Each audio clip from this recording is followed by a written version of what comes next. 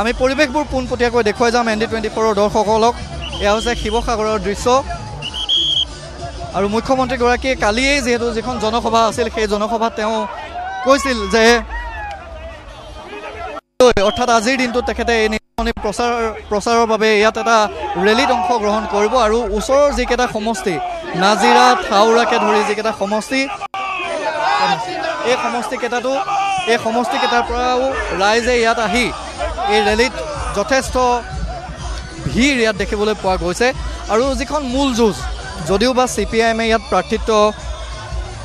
প্ৰদান কৰিছে কিন্তু মূল যিখন যুঁজ সেইখন যে বিজেপি মিত্ৰজোঁটৰ